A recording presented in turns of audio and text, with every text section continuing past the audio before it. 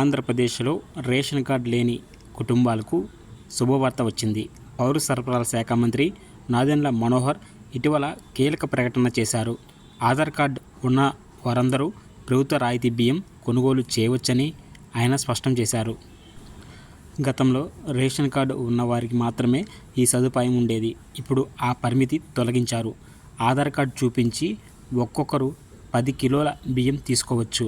ఈ నిర్ణయం వల్ల మార్కెట్ ధరల ఒత్తిడి తగ్గుతుందని అధికారులు అంచనా వేస్తున్నారు. మంత్రి కాకినాడ నుంచి వీడియో కాన్ఫరెన్స్ ద్వారా అధికారులు రైస్ మిల్లర్లతో సమీక్ష నిర్వహించారు.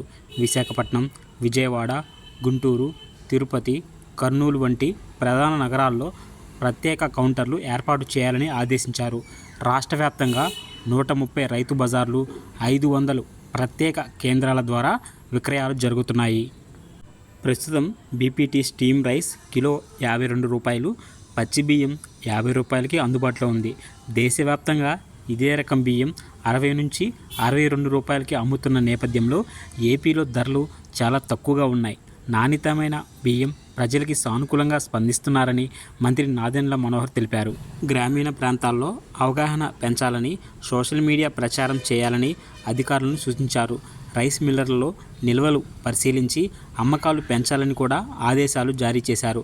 బహిరంగ మార్కెట్ ధరలు స్థిరపడే వరకు ఈ కార్యక్రమం కొనసాగుతుంది. సామాన్య కుటుంబాలపై పెరుగుతున్న ఆర్థిక భారాన్ని తగ్గించడమే ప్రభుత్వ లక్ష్యం. ఆధార్ ఉన్నవారు సమీప కేంద్రాలకు వెళ్ళి ఈ అవకాశాన్ని వినియోగించుకోవచ్చు. ఇలాంటి మరిన్ని సమాచారం కోసం ఇప్పుడే మన ఛానల్ని సబ్స్క్రైబ్ చేసుకోండి. విలువైన సమాచారం మీ చేతులకు వస్తుంది.